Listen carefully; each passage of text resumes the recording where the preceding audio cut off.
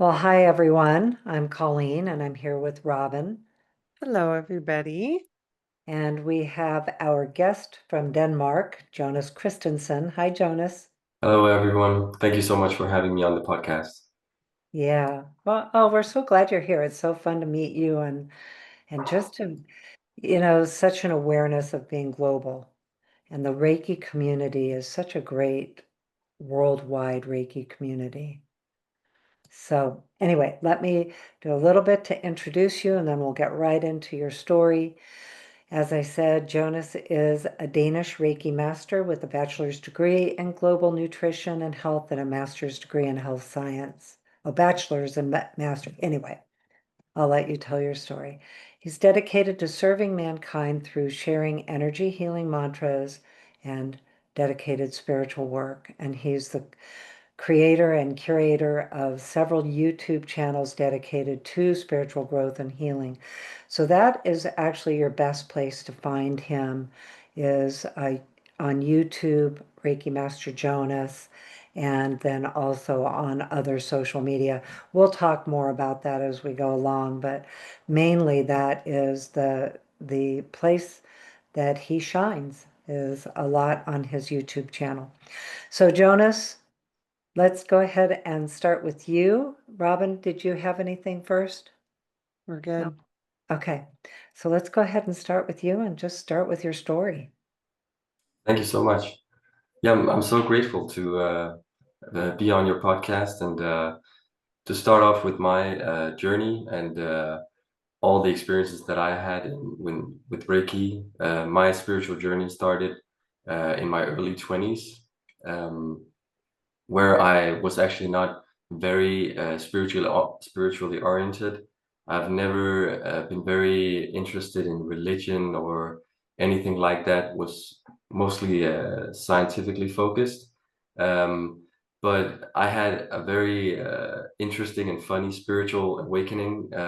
I was working on a ferry at the time as a waiter, where I was waiting tables, and then I worked usually in the VIP lounge in the restaurant, and I walked around to the tables, and then I got around to a table with an older lady and an older man, so an old couple.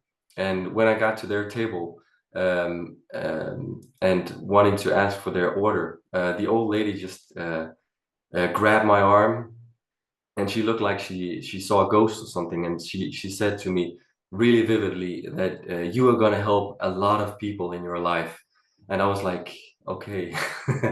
That seems very odd to tell somebody the first time that they meet them. And as I told you, I was not very focused on spirituality or anything alternative at the time. So I just thought that she might be a little weird or something. But I looked to her husband, and he seemed so grounded and stable in his demeanor that it seemed very serious to me. And I started to have a conversation with her, and she told me that she was from something called the Organization of Light. And she, of course, I know now, was focused on channeling, and she was an intuitive. Um, and apparently, she had that message for me. It's what I choose to believe, of course. Um, and from that day on, like a few weeks later, I found a book from an American guy called I Am the Word. And it was an author or a channeler called Paul Selig. And he channeled a book about Christ consciousness and awakening Christ consciousness in the human being. And for some reason, even though I didn't really read books at the time, I just thought that I had to have this book.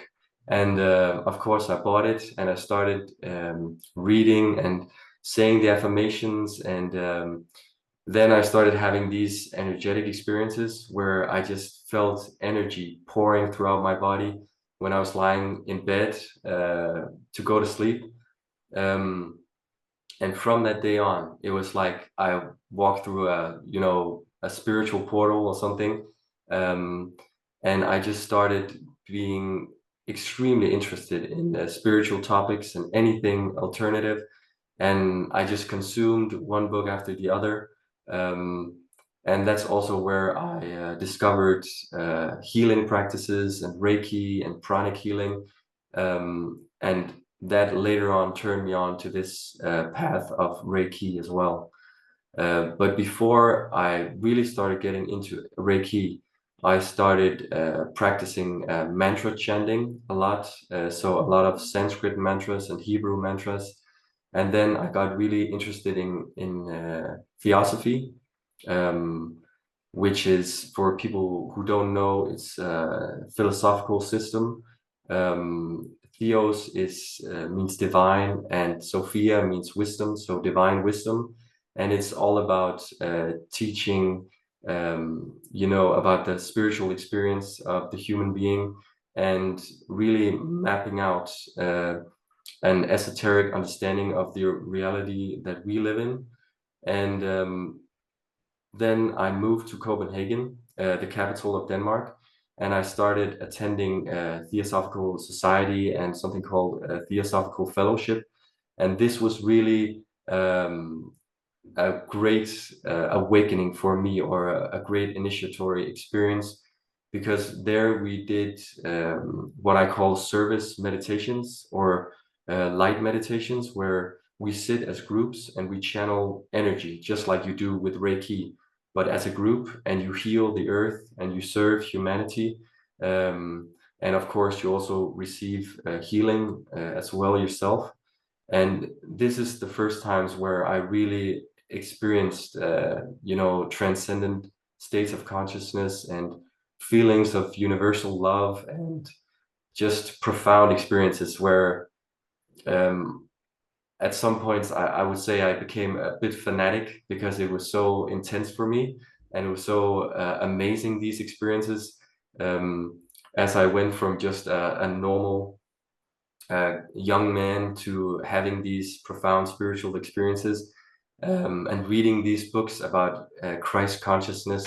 And at that time, I really thought that, I could just move to an island and sit and meditate and just achieve complete liberation from all the duties and responsibilities of what life has to offer.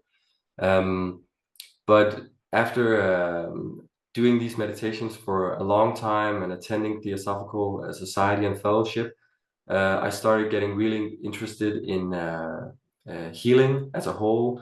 And I read a lot of books about healing, both esoteric healing, pranic healing, Reiki healing, of course.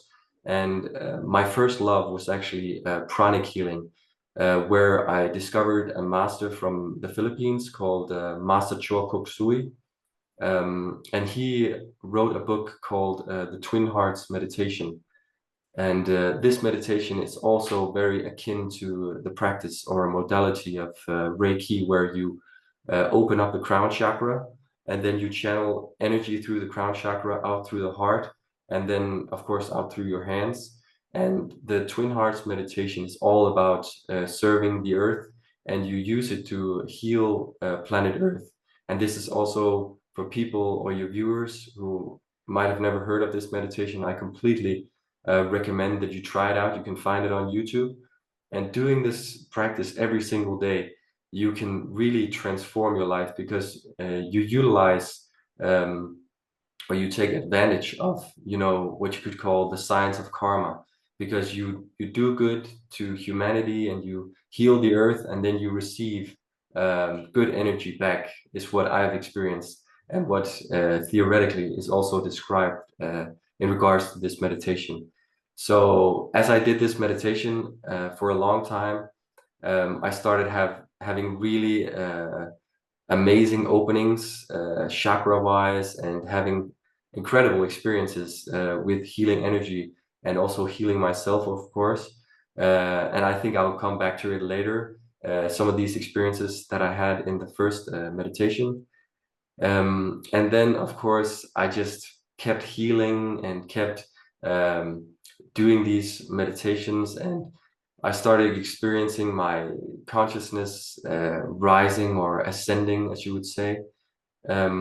And then I got very interested in becoming initiated into Reiki, and using Reiki to serve other people and to become a healer, because I felt very early on that it was a calling for me to become a healer. And I was also affiliated with something called Hearts and Hands in Denmark, where you heal people for free, and people just come if they need healing, and then you provide healing for them. And then in 2018, I got my first Reiki initiation.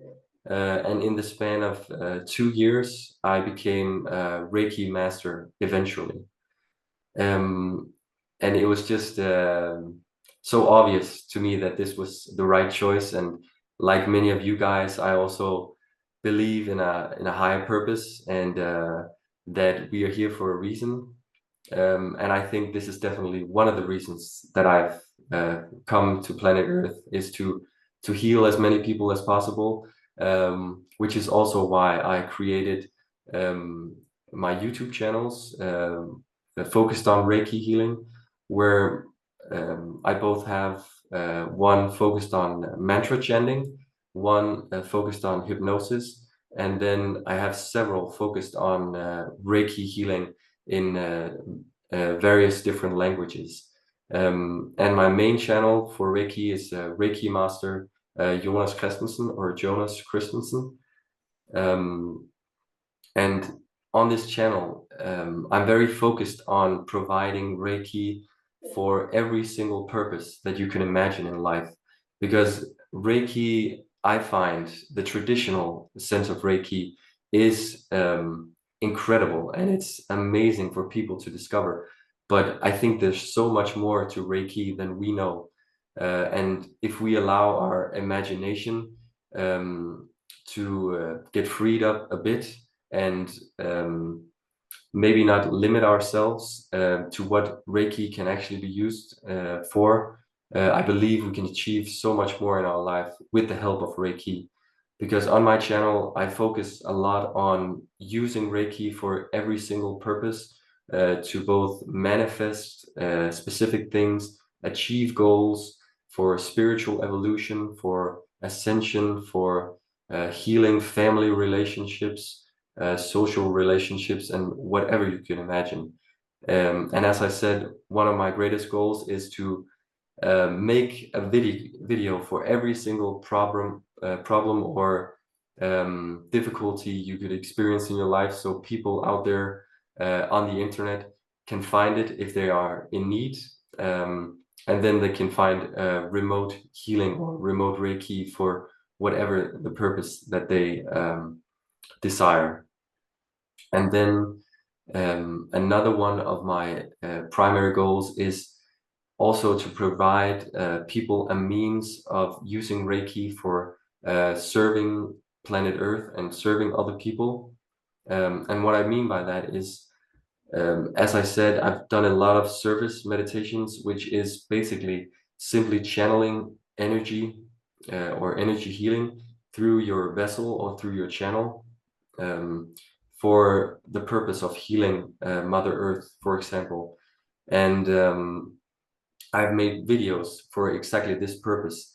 And that means that you can use, for example, a remote Reiki healing video that you can simply just put on repeat every single day, and you will automatically channel healing energy for planet Earth simply by using this video. So you almost don't even have to do anything other than press play to do this good work for the Earth and humanity. So that's a bit of my story initially. When did this start, Jonas? When was that cruise or the fair, the dinner where the lady? I think it was when I was 21, so it's a long time ago by now, 14 years. 14. And at the time, I was actually going through a hard time from what I remember. And I was having, I think, a bit of a crisis, because I got into a bachelor in engineering.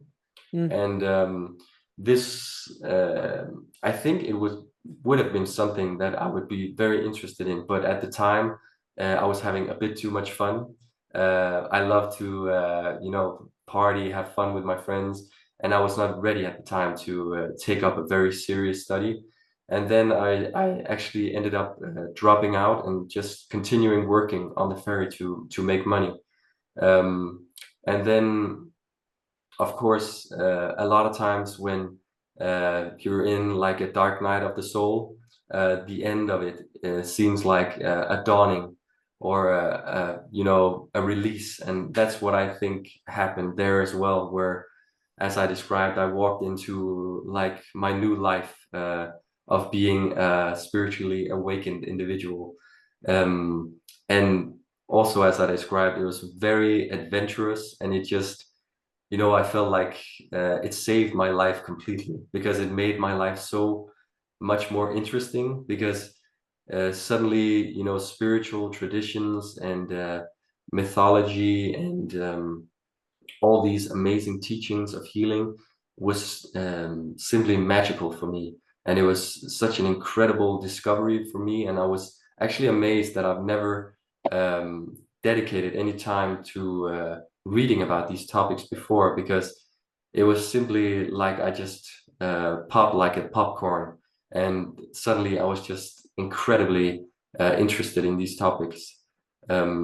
So it was kind of a rebirthing process. And the old lady that I talked about, I actually called her later on to hear about why she felt like she needed to talk to me and tell me this message that she heard when she talked to me. And she was from an organization similar to like Theosophical Society, where you also meditate and do these healing practices. And as I said, she was, well, from what she told, an intuitive or someone who channels energy as well. And apparently she had this message for me, which, it's a simple message, but it's just something that never left my mind. And a lot of times during all these years, it's something that has just replayed in my mind so many times, which has given me so much spiritual ambition, and also just a will to keep going and keep working to provide something of help to other people.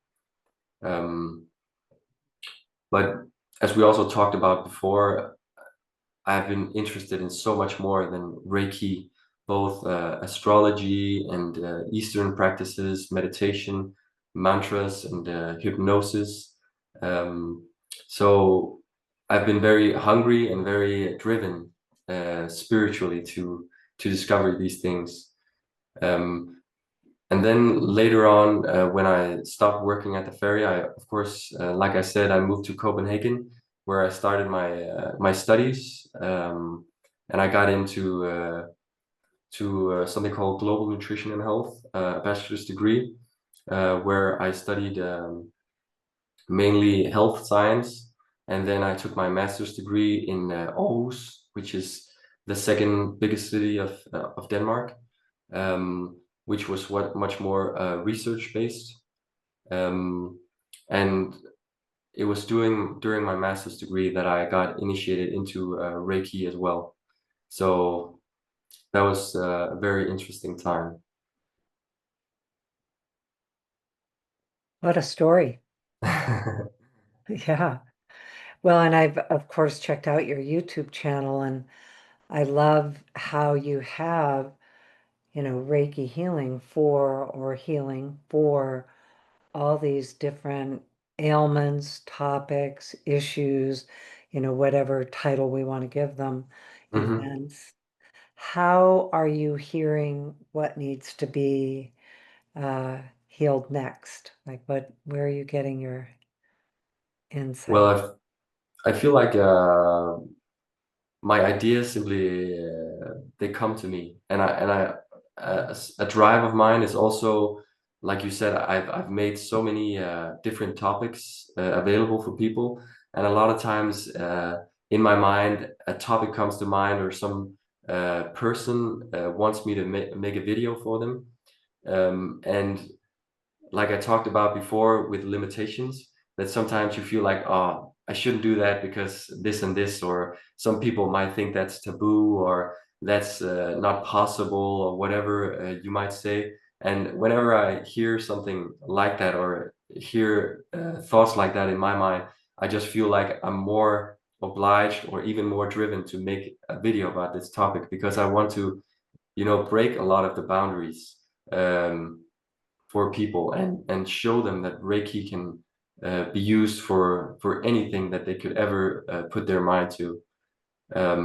And I also feel like Reiki is it's a very old tradition, but it has so much potential to expand as well, and to be used for so many more things that it is used for traditionally. So that's really something that people can find on my YouTube channel.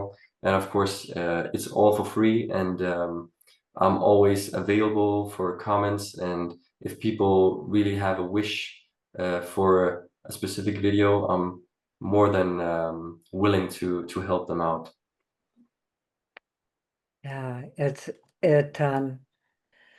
Yeah, I think I had shared with you before we started the recording that there is so much coming out about the history of Reiki. And, I'm just touching the surface of some of because it's so hot off the press right now. So Mhm. immediately the books are coming out right now. And it is one of the things that they talk about in the early days, because these books are translations from like the 1920s, Usui Reiki Masters, etc., and how they did use it for so many different things.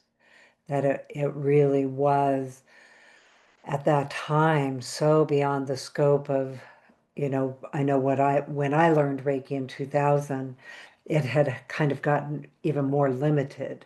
And now we're Yeah. seeing with the expansion of the history, to me, it coincides with just what you're saying. It is Hmm. so unlimited, and the Exactly. potential is such unlimited potential. So how is that working for you? Like, give us just an idea of your day with it all. Are you Yeah, a and practitioner too? Are you teaching? What about that part? I also want to speak to the point that you just talked about, because Okay. um, I feel like a lot of the things that I talk about with limitations is also based on the fact that when you use this for several years, you of course have your own experiences. And I think like Reiki, it's also for a lot of people, it's very varying of what kind of experience that they have based on their belief system or their energetic sensitivity. But I can attest to that you can have incredible experiences, and I've experienced manifesting certain things using Reiki, where I'm almost not even comfortable talking about it to people, because you just seem like a loony. But it really is a very simple thing. It's just you utilize this energy to create uh, you know um, a possibility of something happening, or you simply accelerate the energy around a certain area of your life.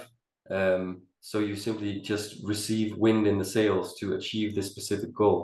And that's why I think Reiki is just an incredible tool, and a very undiscovered tool for a lot of people, because it is so easy to use, especially when you use it online with remote healing, and you can use it for free. Um, for example, if you want to achieve something at your job, you use it for achieving a promotion or for professional success. And that's not the whole gist of it, because it still takes action, it still takes will, and it still takes the energy that you have to put into the work.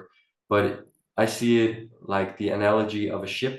So you still set the direction towards where you want to go, and Reiki is like the wind in the sails. So if you put Reiki for success in your sails, you're much more your probability of achieving success is much higher when you also put the work in um, using Reiki as well.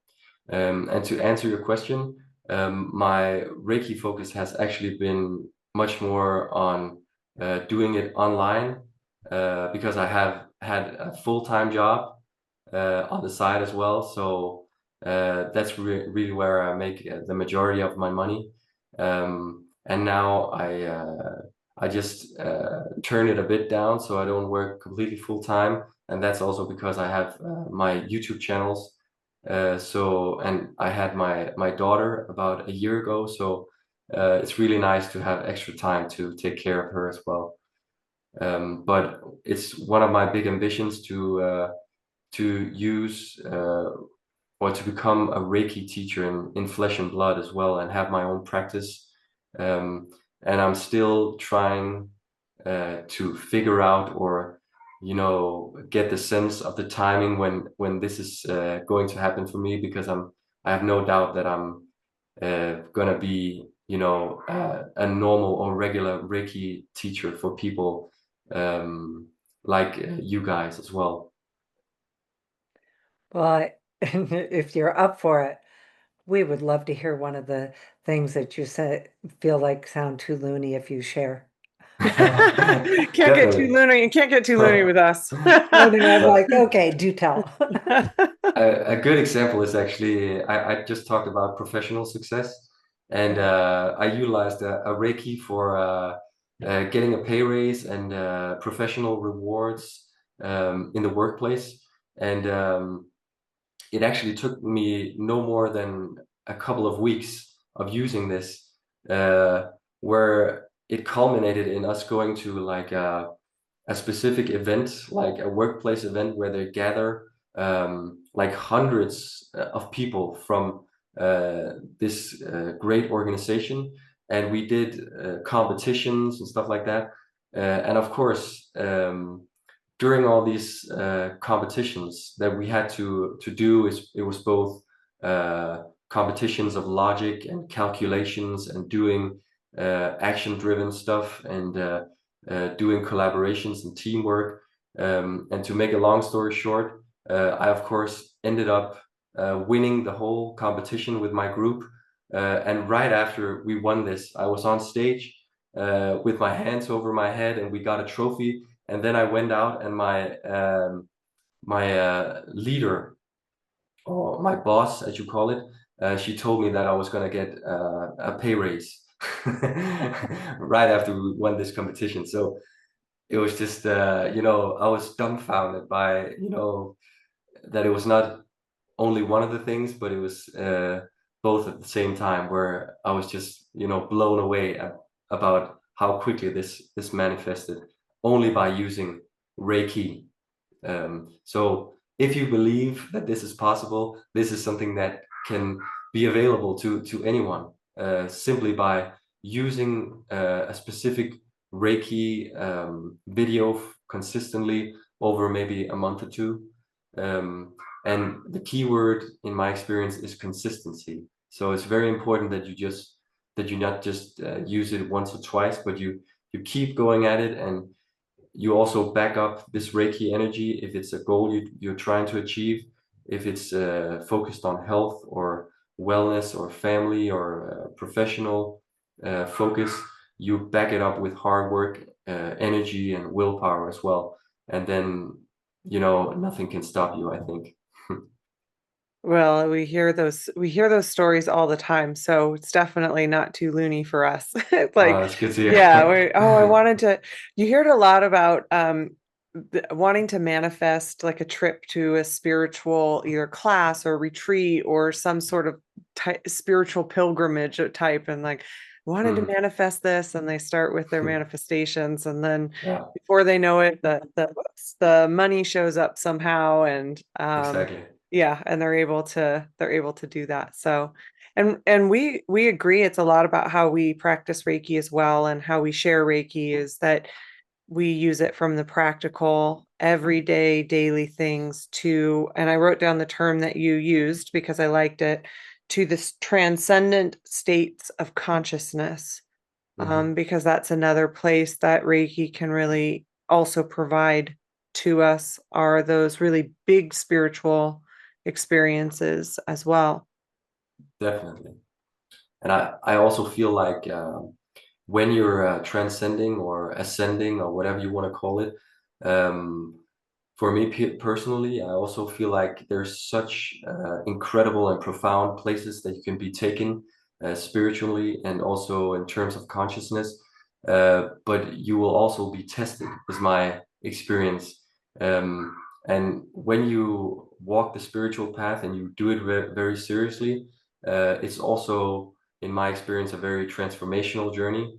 And like every journey, there's ups and downs. And I feel like my life, also knowing the astrology of my own natal chart, it's very obvious that my focus is very much on spirituality and also, achieving what you would call moksha or ascension or higher states of consciousness, but also being tested on this journey of ascension.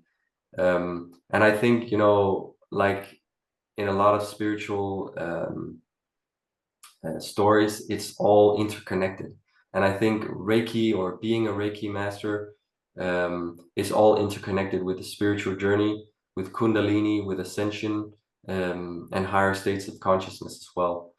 And one of my biggest focuses on my spiritual journey, besides Reiki, is also what is known as ascension and the ascension journey, which entails what you would describe as initiations, which is also a teaching from Theosophy, where they talk about the seven initiations.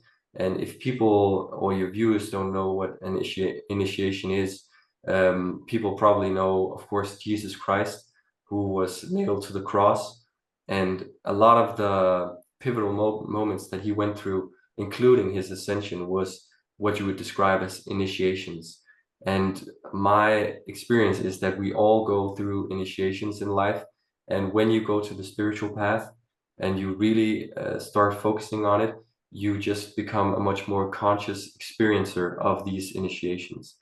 And it's the same when you begin your Reiki journey and when you take initiations in the Reiki systems. A lot of people also sometimes feel like blockages are removed and they can have a hard time when they have to go to the next level, because they have to release older states of consciousness, or what you could call as energetic structures or something existing in their chakras or whatever. And something that I've experienced also from Reiki is a Kundalini awakening, or I would say from healing. And that was from when I started practicing pranic healing, to bring you back to the story that I started with.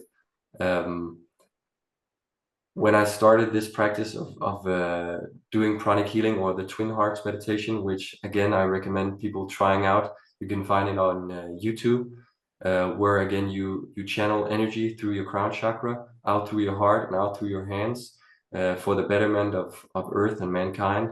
And when I did this the first couple of times, it was a lovely experience. And then after doing this for a couple of weeks, I had this profound Kundalini awakening, where I felt the Kundalini energy coming from the root chakra up out through my heart. And I experienced my crown opening. But from what I remember, I feel like the Kundalini came out through my heart and opened my chakras in the hands and my heart chakra. And again, this word transcendent comes up, because I had this profound transcending experience where I felt interconnected with all beings on Earth. And I felt like I was on, the only way I can describe it is I was on ecstasy. So several hours after, I was just completely ecstatic, and I just walked around, like I said, when I was younger, a bit fanatic, and just prayed for hours. And again, maybe having started a little messiah complex or something, because I felt like I was going to some incredible magical place where I was above the earth experience in some way. But I think that's also a part of it, when everything just implodes in you, and then later on you start grounding the energies, and bringing down the divine to the earth. which is a very important thing as well. I think it's an important topic to talk about because I think that a lot of people experience that. I also think it's important to look back at, when you go through that experience, because I think a lot of people can resonate with when they first come to these practices, that fanatic experience.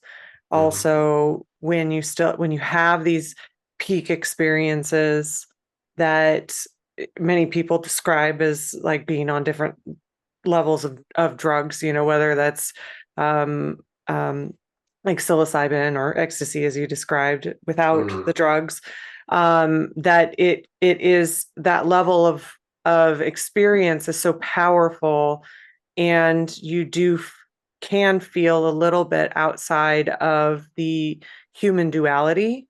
And so I like the transparency or the honesty around the Messiah complex, because I do think that is something that happens in these things. And it's not like a judgment talking about that. It's more of just, letting people know that they're not alone when they're in these processes, or maybe even the level of awakening after that process. So you become more grounded in the body, more grounded in the human experience, more embodied here in this experience on the planet, because that does become more of a love consciousness. And I also think it is something that happens in spirituality, and it can even be a little bit of a turnoff to people about spirituality, is that aspect that can happen within these sectors of humanity. And many of us see it. And also I think, and when it's not always like the best thing for the movement, for lack of a better word, of this practice of moving towards that oneness, practice of moving towards healing of ourselves, healing of the planet, supporting people in their own journey and own space of healing. So I actually think that's such a beautiful part of the mentioning of your story, because not only can so many people identify with it, I think so, for their own self, but also as a part of the spiritual community with it. Definitely. Yeah, I certainly went through that. And then a healthy level of discernment came in with, well, Robin was a teenager and she'd say, Mom, sit on your hands. As I was chasing everybody around, I can give you Reiki, I can do it. And, like you say, also used the term born again. I was just all about it. Um, and it's another level of enthusiasm.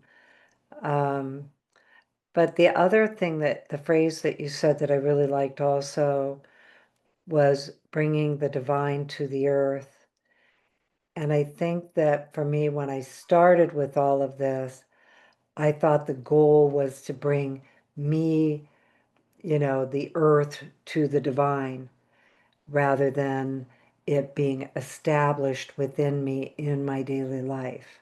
So that it's, just I'm engaged, because I think many of us have that calling to maybe all. My thought was, rather than an island, I was always going to be on a mountaintop. Island is probably a little bit more comfortable.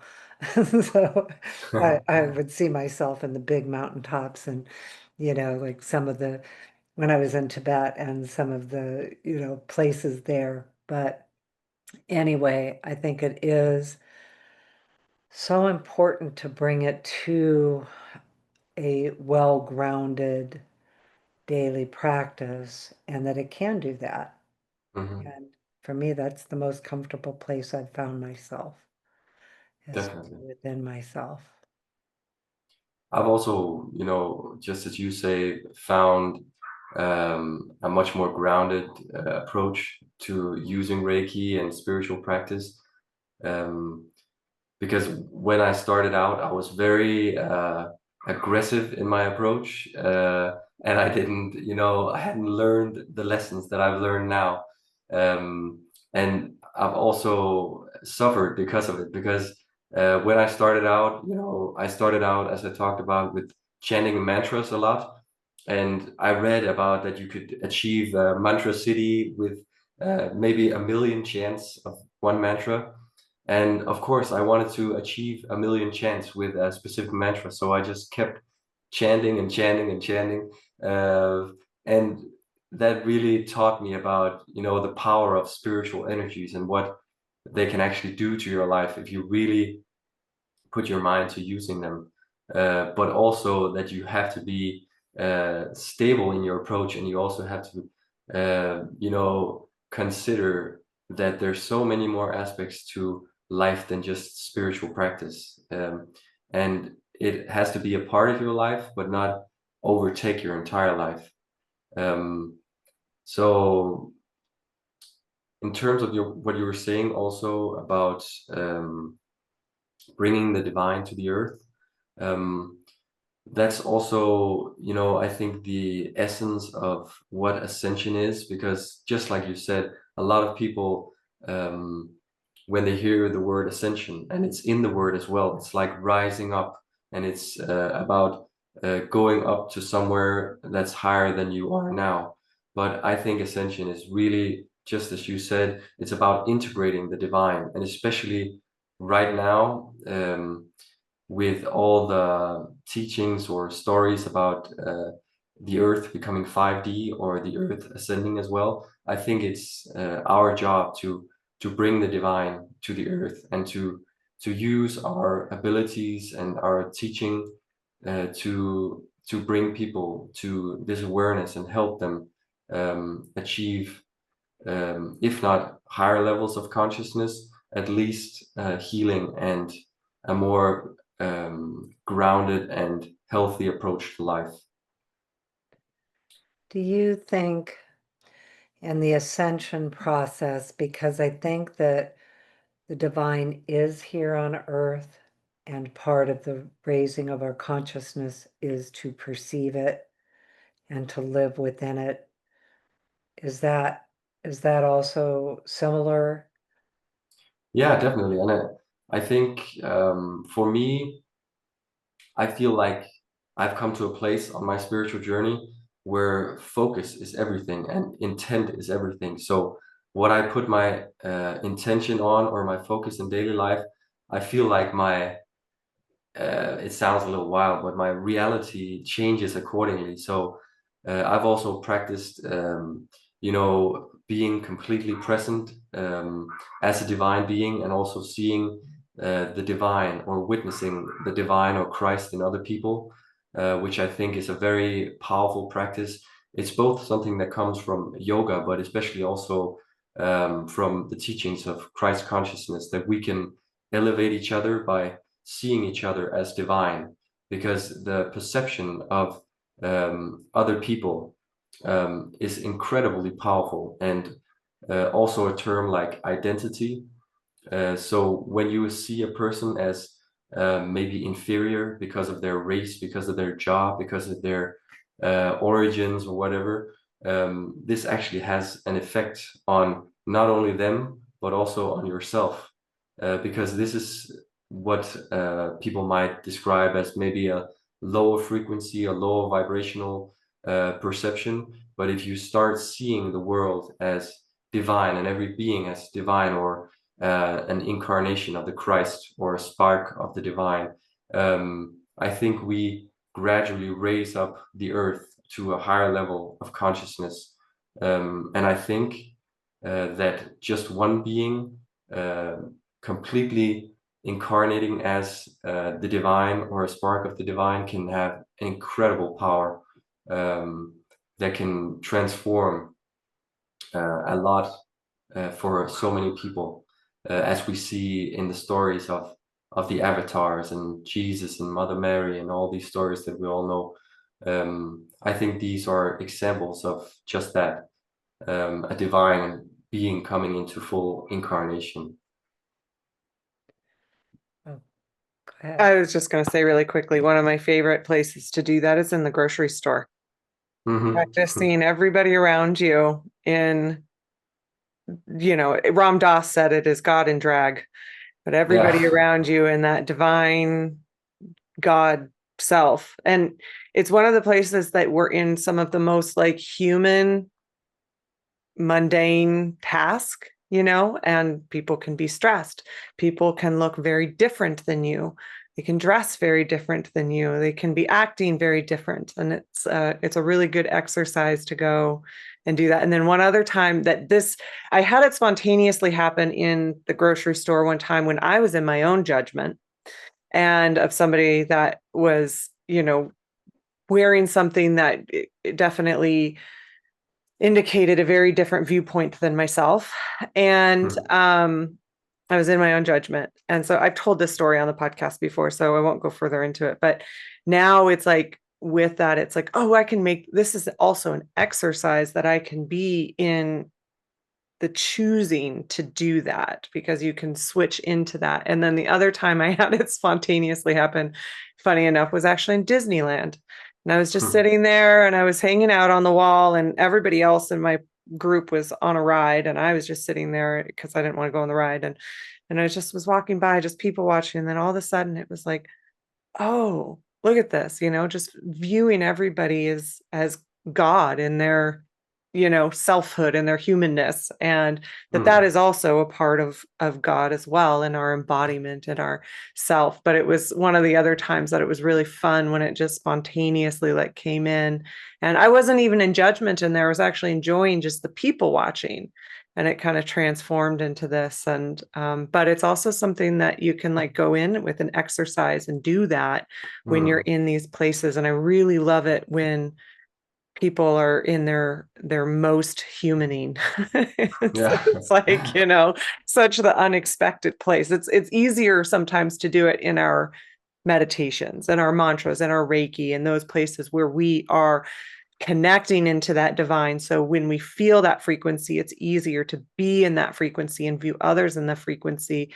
But when we're in our human states, sometimes that's the harder place to be able to do that. But it's actually not. It's actually not. You just kind of like almost like just shift your perceptions and you can see it. And it's such a fun and beautiful process, and such a connecting process that that I really like that you do that as well. And it's such a important thing for us to do in that connection.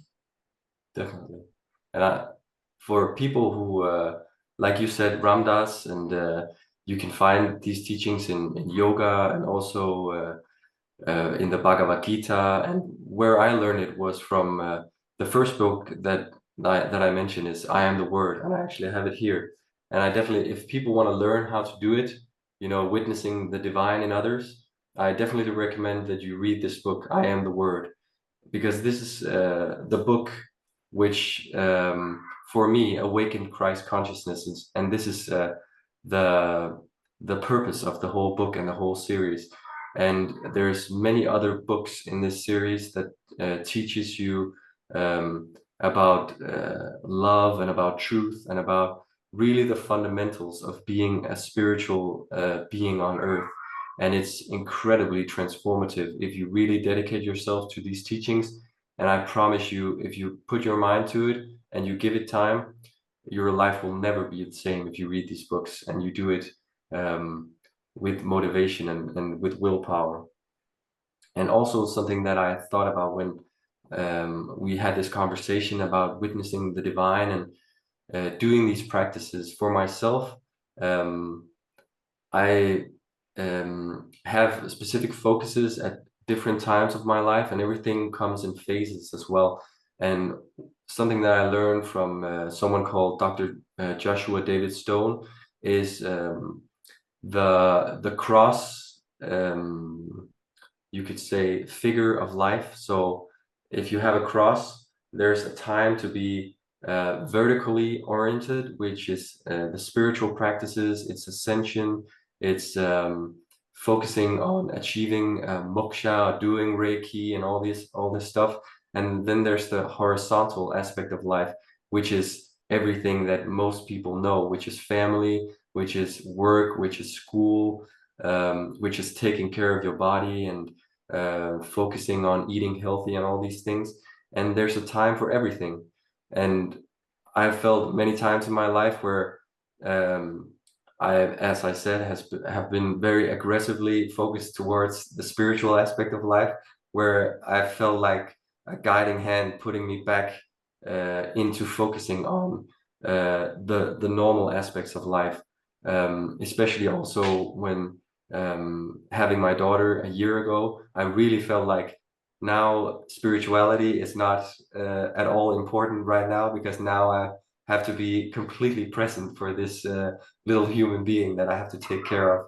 So I think everything has a time in life, and I think also if you feel drawn to the spiritual journey, I think it's time for you to go vertical. Didn't we just hear that, Colleen? Weren't we just talking to somebody about the vertical horizontal? That's just interesting that that's this. Okay, maybe it was Maybe you were. me. Yeah, that's interesting. That's the second time I've heard it relatively recently. So yeah, I like the parallel thought. Well, that's good. Well, I think one of the other things that I've come to, and that same realization of bringing the divine to the earth, or bringing the divine, waking it up within me, realizing it's already here, is life is the spiritual journey. It's every aspect of it, every task, every beingness, every cycle, all of it is the spiritual journey through a variety of experiences. And so I think I do try to have that lens to view it, view my life from. So when I'm in the really big mundane, the horizontal, when I'm in the really big mundane, to realize that is as spiritual as the vertical. It's just a different experience. That's a great way of putting it. So I would love to hear more, because for me, just like you, Robin, with the cross theory, Christ consciousness has really been coming in, and I'm just curious to know more about that from your perspective and what that actually means. Um, yeah, from your perspective. Mm-hmm. I think a lot of the terms that I already used describes it very well. So instead of the word Christ, which is a very loaded word because everybody relates to religion, of course, and Christianity, um, you could use the soul, or you could use the higher self, or people also use the word monad, or the divine spark. So it's of course, these in esoteric terms are different things, but for a lot of people, this can mean one and the same. So it means that you, as a human being, becomes the full expression of what you're meant to be, a divine being. So when, to give a better understanding, it's a transformational process. So when you're a normal person, which I felt like I was before I started the journey, you go through this process when you say yes to going for the goal of Christ consciousness. And I think it's all a process until you're done, and until you're fully integrated the divine into yourself, which is a journey in and of itself. But for me, I experienced a very transformative process where you basically come to a higher vibrational expression as a human being. And that means that you release a lot of the old baggage, emotional baggage, mental baggage, and even physical dense material. So like a lot of people know, maybe your viewers have heard it before, that fear has a certain frequency and a certain vibration that is much heavier than, for example, love or light. And when you choose light and love over and over, instead of fear, and instead of sorrow or depression and all the heavy aspects of the human experience, you start releasing all these heavy vibrational structures from your system, and you feel like you start rising in consciousness, which can be an incredible experience. And this is a gradual experience of going further and further towards being the expression of the divine that you were meant to be on this earth.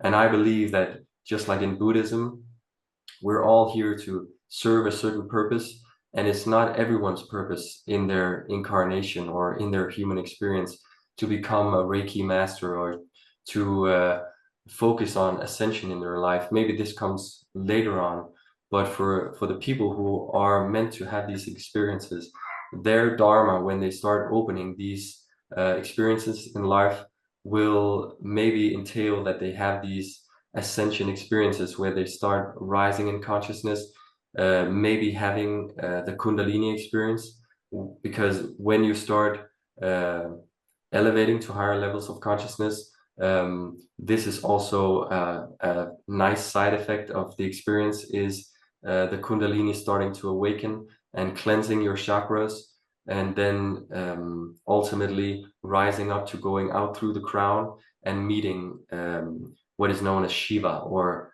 the Divine Father in heaven. So again, like I said, it's all interconnected, and the Kundalini analogy is also a very, very great expression of achieving ultimately Christ consciousness, because the Kundalini rises up through your energy system, cleanses you physically, emotionally, in terms of your power and your job, in terms of your love and your relationships, and romantically, in terms of your creativity and your communication and your purpose in earth, and in terms of your psychic makeup and your intellect and your brain. And then lastly, in terms of your union with God and your whole understanding of the existential meaning of what it means to be human, and what God is and what the divine is for you. And when you've gone through this process of Kundalini awakening completely, then you come out through the top of the head, or you achieve the merging with the Christ, or the merging with the divine, and then you become an expression of the divine walking the earth. So you mentioned earlier, I can't remember quite when we were talking about it, but your relationship with Sophia. Mm-hmm. Can you talk about that too? Because she has been coming to me maybe maybe it was 4 or 5 months ago. It's been recent. And she said she's been trying to get my attention for a long time, um, but also came in so big and so strong. Like, we need her energy right now.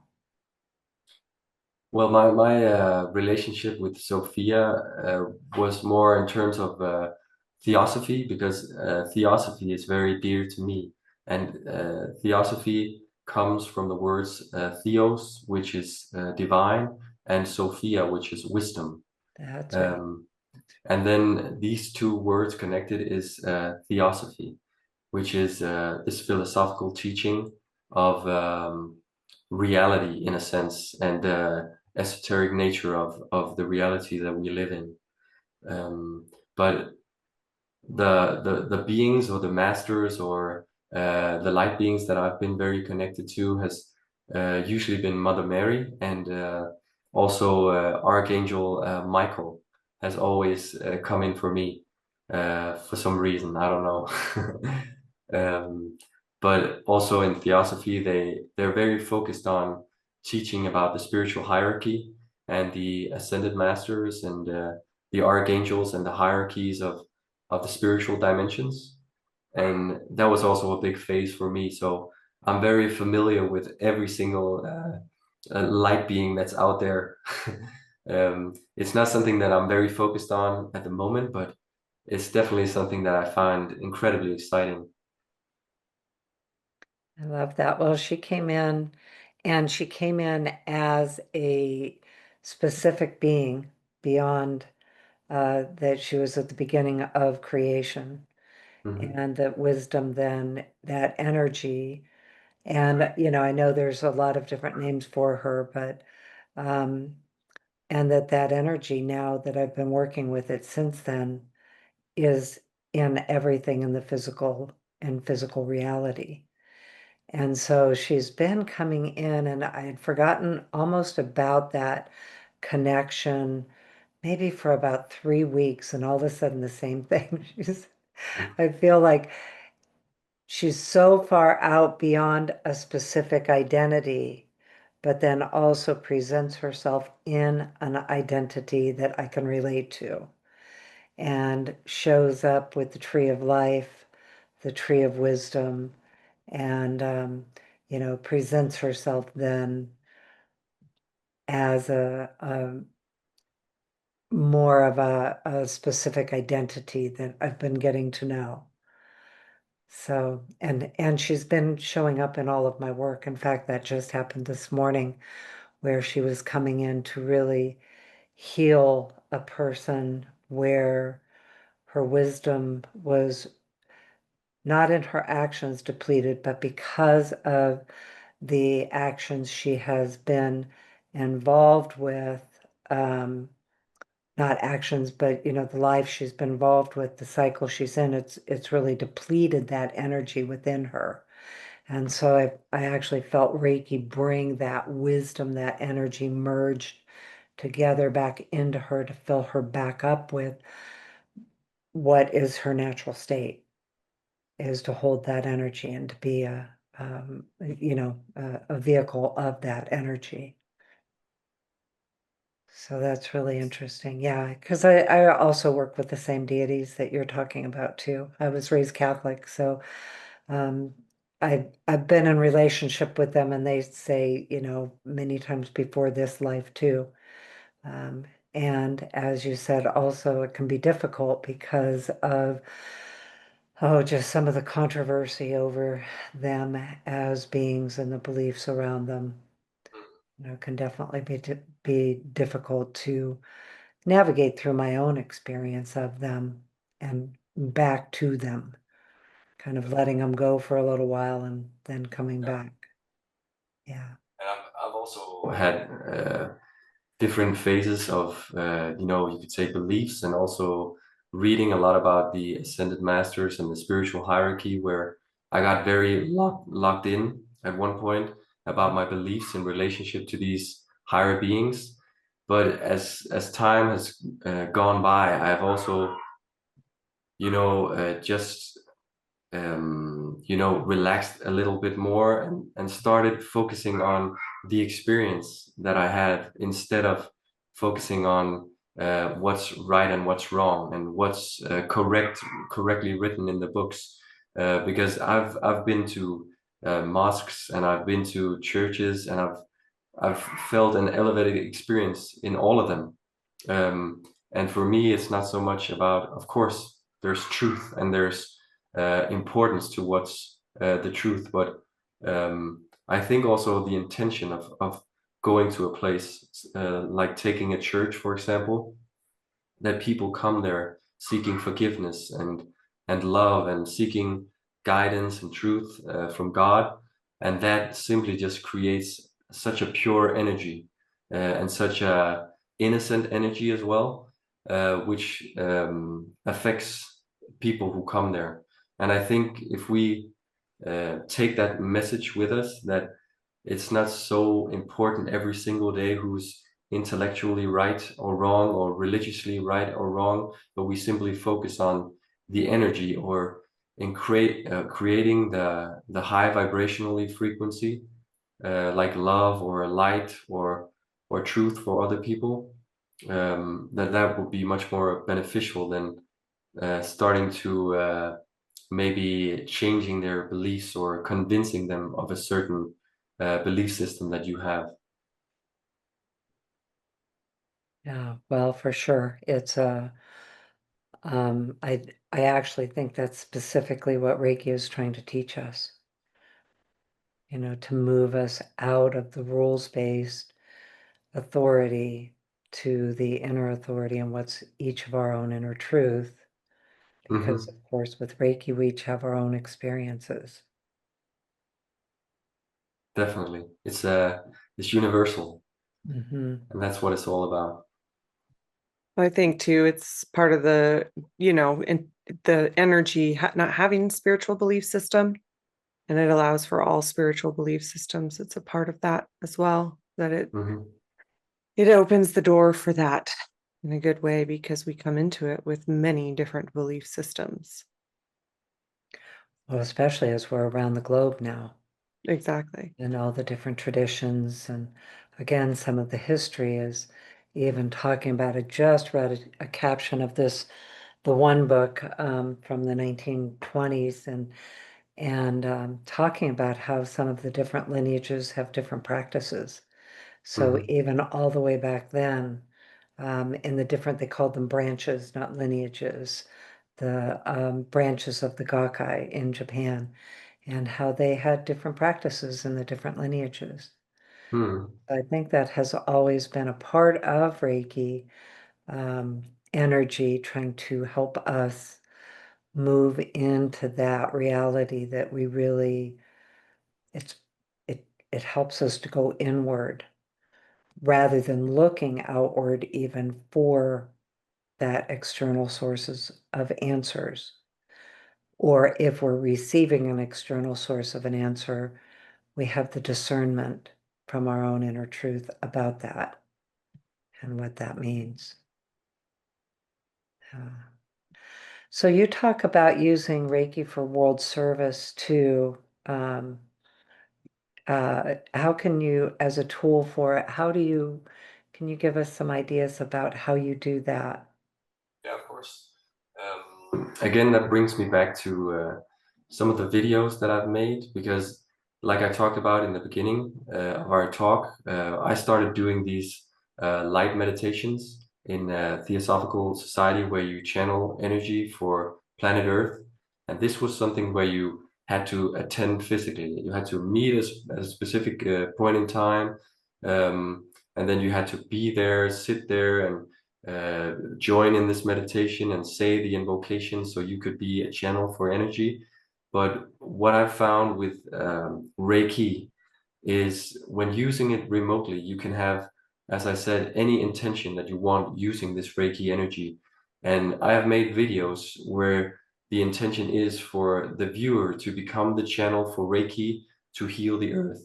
So it is my experience and the experience of my viewers on YouTube that when you, for example, watch this video for healing planet Earth or my video for blessing mankind, you become a channel for healing energy that simply just travels through your body and then into the earth. And this is to say that it's such an incredibly easy process to do world service meditations every single day of your life by simply mine is just an example. My videos are just an example. There's other videos on YouTube, and you can also find world service meditations on YouTube, for example, and other places.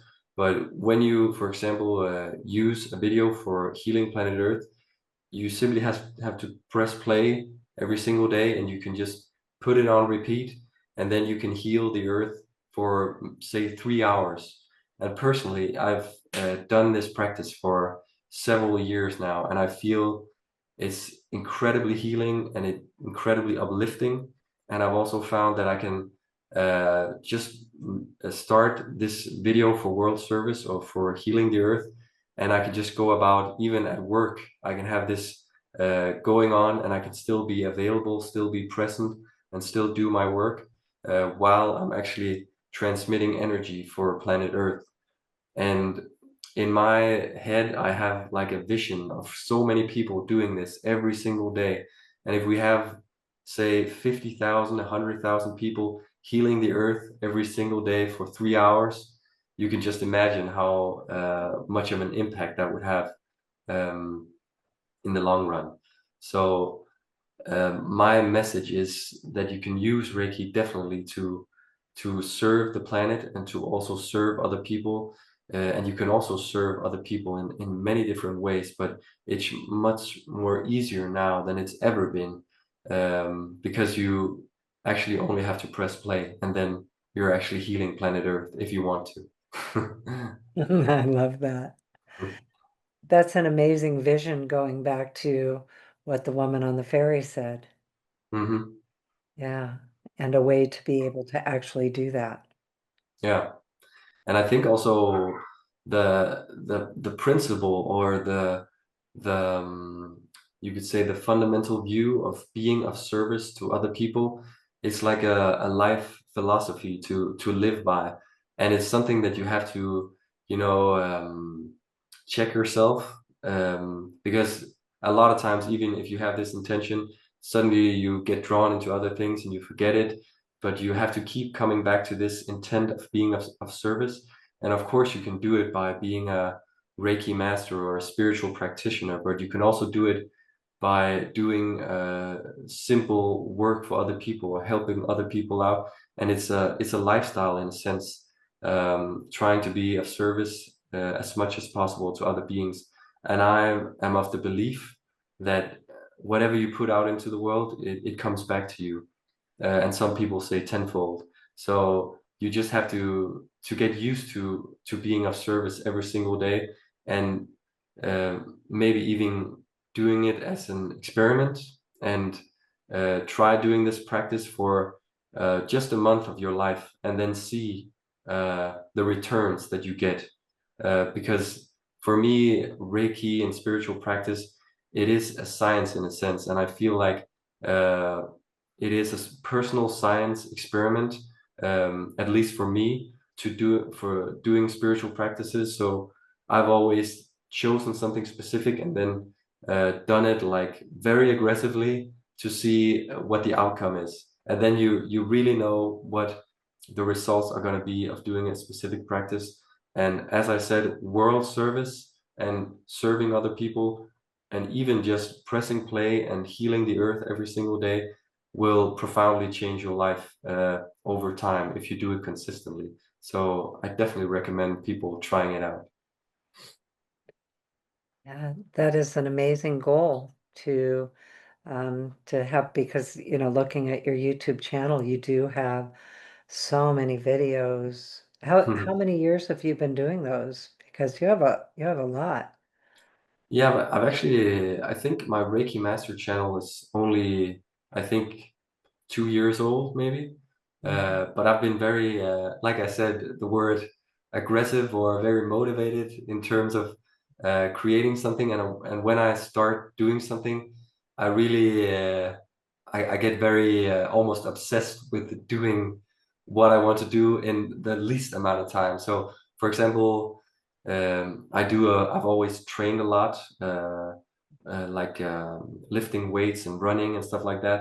And I think because I did that from a young age, I got a very specific focus or mindset where I want to be very, you could say, builder oriented. So I want to build something over time, and it's been the same with YouTube, where I, for example, created the Reiki Master channel, and then I started having this goal in my head that I want to do 100 videos within maybe 3 months or something. And there you have it. Then I have like a lot of videos all of a sudden because I can't help myself. Well, the word I was hearing as you were talking was you're very devoted to your process. Yeah, I was thinking intentional. Mhm. Jonas, how are you finding yourself combining Reiki with all of these other modalities? That's a common question, actually, in Reiki, is how do I combine these with other modalities? And you seem to have, quite a few that you have practiced. And so how are you finding that you're combining them? That's a great question.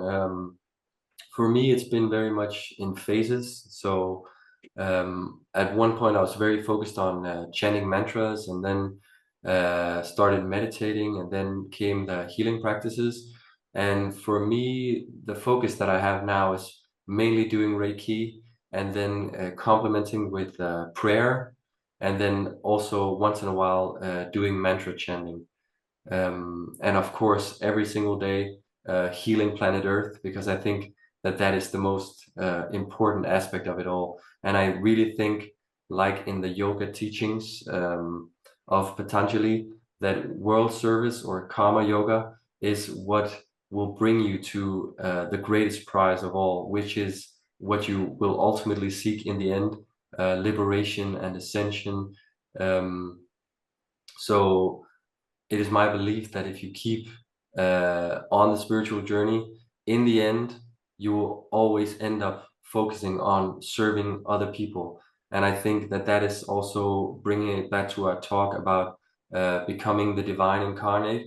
I think that when you reach these higher initiations and you become fully aware, or you achieve Christ consciousness, or you become this divine spark in full expression, you will only be focused on serving humanity and serving other people as your main goal, instead of focusing on achieving certain things or manifesting certain things. But there's nothing wrong with focusing on achieving something for yourself either. I just think it's important with a certain balance when you do this. And to answer your question, my focus is generally I've been reading and energetic books, like channel books, where I also experience transformation while reading, prayer, and then using Reiki every single day. And after I started my YouTube channels, this is also a means of serving other people. So that's also taken a lot of my time. But especially when after we had our daughter, it's mostly Reiki that I have time for using on a daily basis.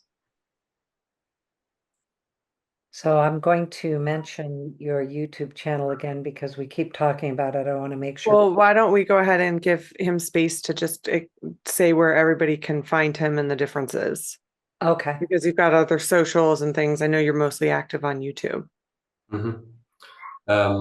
I'm, of course, as you know, on YouTube, which is my main social media presence, but I'm also on Snapchat, Instagram, and Facebook and TikTok.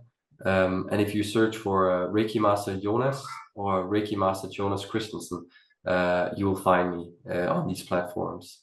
And of course, I would appreciate if you take a look, and if you like what you find and you enjoy the content, give me a subscribe and a like, and I will of course always be available for questions, and I love helping people out, so don't be shy and just give me a comment or write me a DM if you're interested. Well, thank you. And those, And of then, course, the links to those, of course, will be in our show notes. So you'll be able to find them there. perfect. And I also wanted to say that I have on YouTube, I have a mantra channel called Divine Manifester, which is all about chanting mantras, mainly Sanskrit mantras and Hebrew mantras, but it's mantras from any sacred language that you can imagine. And then I have a hypnosis channel, which is I have never found anything like it on YouTube, but it's combining especially subliminal messages with Reiki. So it's subliminal messages infused with a Reiki for a specific approach. So imagine that you want to achieve better health. There are subliminal messages in a specific video for um, convincing your subconscious mind that you're getting healthier, feeling better, achieving greater well-being. And then emerge in this video, or embedded in this video, is Reiki for improving your health and well-being as well. So this channel is called Hypnoguru. And then I have my Reiki Master channel, which is both in English, Spanish, and then I have made two, one in Hindi and Chinese, which I hope to get to a higher level eventually as well, and then become a global healer presence. Do you speak all those languages? No, it's amazing what you can do with the internet nowadays. I So agree. Okay, I've I thought simply so, but translated. I was like, well, I should at least ask. Yeah. Yeah. Well, thank you so much. As Robin said, we'll put all of that in the show notes so people can find Jonas and on YouTube and the different things that you have. Probably they can also find it if they go to one channel, find it on the other, find the other channels there too. Mhm. Yeah, that you've made. And thank you to all the listeners for this. What a great conversation today. You have such a peaceful energy. It feels really nice to just feel the peace of your energy.